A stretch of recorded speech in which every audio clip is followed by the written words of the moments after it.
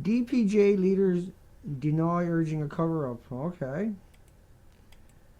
Well, Nimitz said a meltdown at Fukushima plant was unlikely. That was 5 years ago. They only posted it a year later, so it's 4 years ago. It shows there at Bloomberg. Lake Barrett said there was not going to be no event. Horst Lacey said he doesn't see an event. But the headlines come out the last couple of days. What's behind TEPCO's ban on a term core meltdown after Fukushima? And you got utility head blamed for late mention of Fukushima meltdown. This is all hitting the media in the last couple of days. TEPCO's nuclear commercial draws disgust from the evacuees. Apparently they've been just burning huge amounts of money on commercials in an attempt to open up another power plant. But at the same time, you have these headlines. Okay. And so it wasn't just them. It was like you say, Horst Lacey and Lake Barrett and everybody else was out lying at the same time. But it wasn't just them. And what you're going to get now is 7 different media that came out and lied to you and faked being inside of a building that didn't exist. And this is really straightforward. So here we go. June 19th, 2016. I'm Dana Durnford, the nuclearproctologist.org.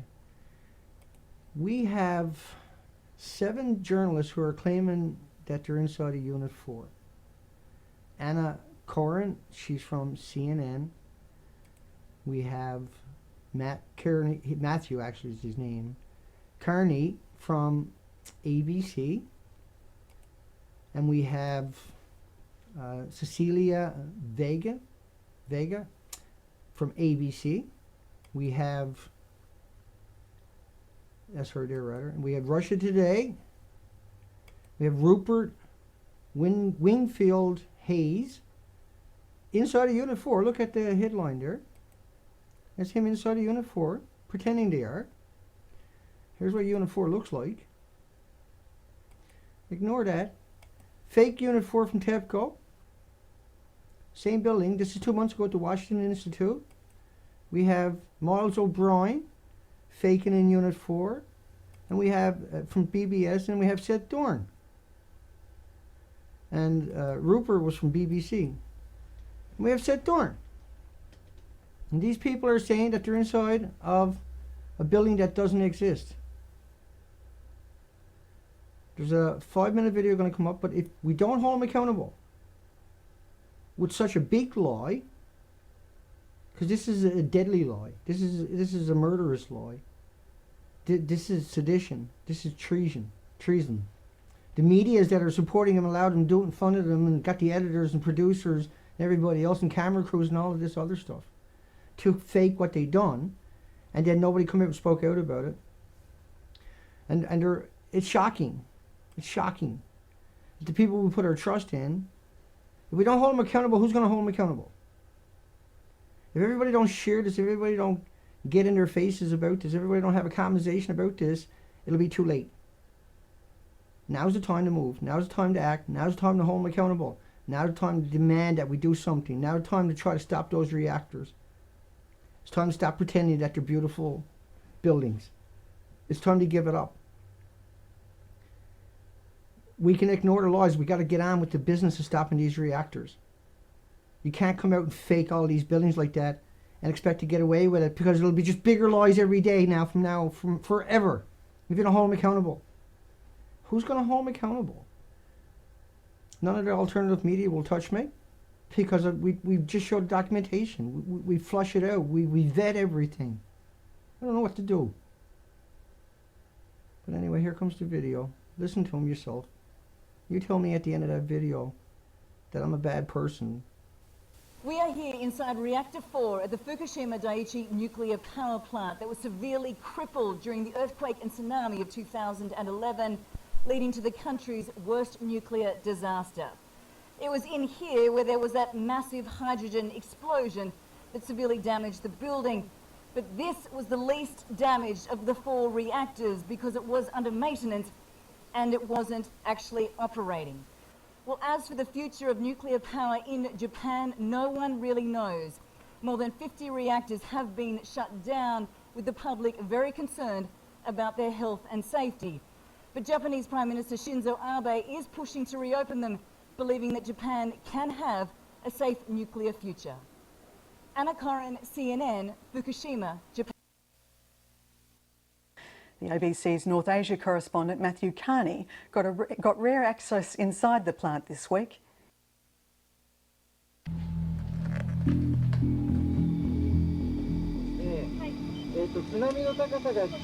They're taking us to Reactor 4. On one side is the reactor, and on the other is the pool where we removed 1,500 spent fuel assemblies. It took about a year to do it. Sorting out Reactor 4 will be the easy part.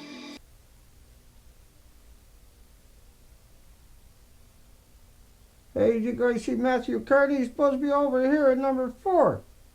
Hang on, I'll go look for him.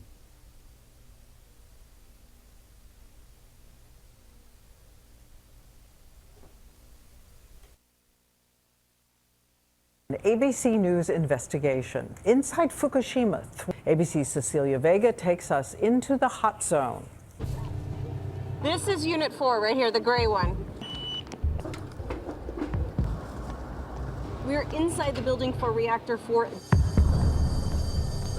The world is watching, and many fear what lies beneath this murky water. 1,500 highly radioactive fuel rods inside this pool. They've got to move them outside of this reactor into a safer location. Some say that this is an exceptionally delicate, very dangerous dance for TEPCO. This is a vital first step to decommission the plant. In all, it will take workers an entire year just to clean up this reactor. But so far, they've done it safely.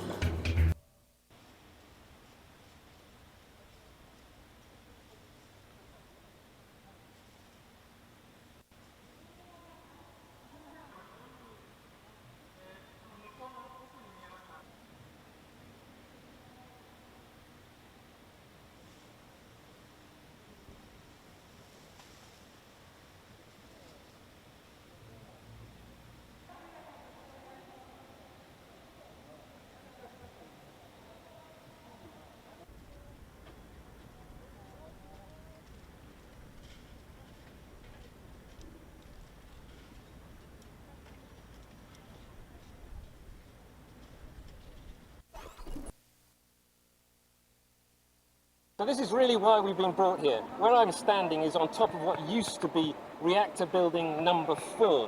The whole of this building was blown apart by a huge explosion after the tsunami disaster.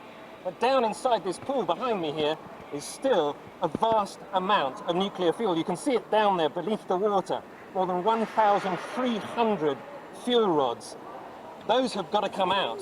They're currently 30 meters above ground level. This whole building is still not entirely stable, so they've got to get those out into safe storage. So the machine they're going to use to lift those fuel assemblies out of the cooling pool is currently being built over behind this white tank here. It's a very complicated piece of machinery which has to do a very, very delicate task to draw these fuel rods out of the fuel pool. They're going to be lifted on this huge crane that has been built over the top of Reactor Building 4. Remember, this whole building was destroyed by a huge explosion. All of this around me here has been built in the last 6 to 9 months.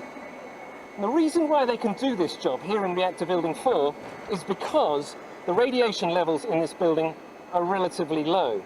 They are essentially doing the job that they can do to decommission this reactor, but the other 3 reactors, 1, 2 and 3, the radiation levels are still far too high for people even to go in there. They still don't know how they're going to decommission those 3 reactors. And Fukushima Daiichi stage, right after the accident, it was of course the emergency condition. But right now, gradually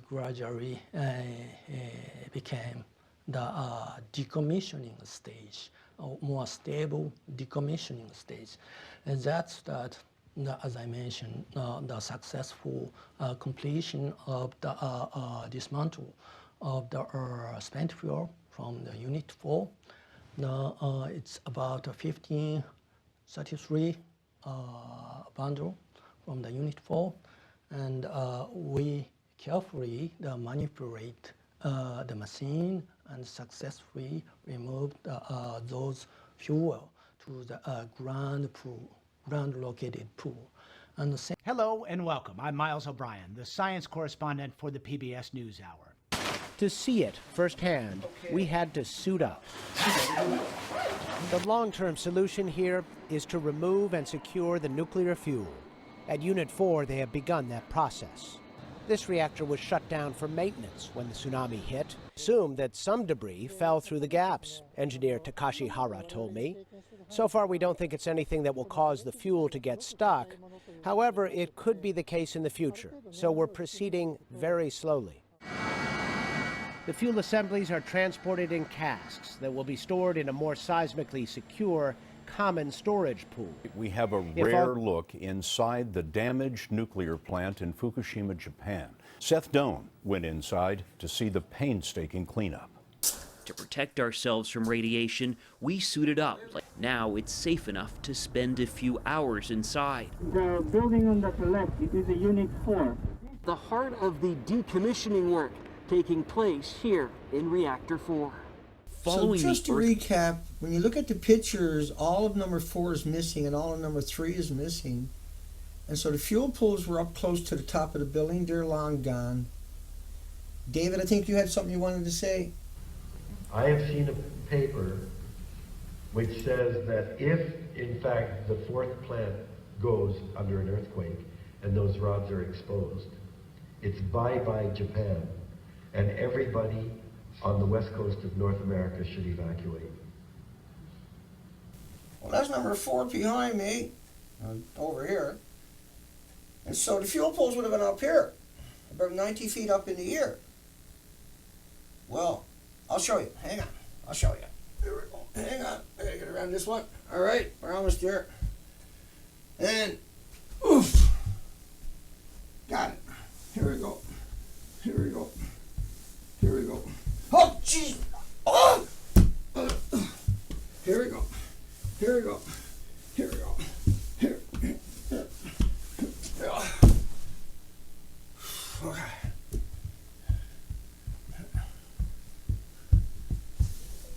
Jesus!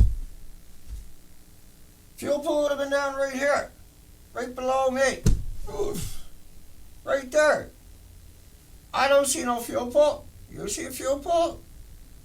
Where's the fuel pool? How did you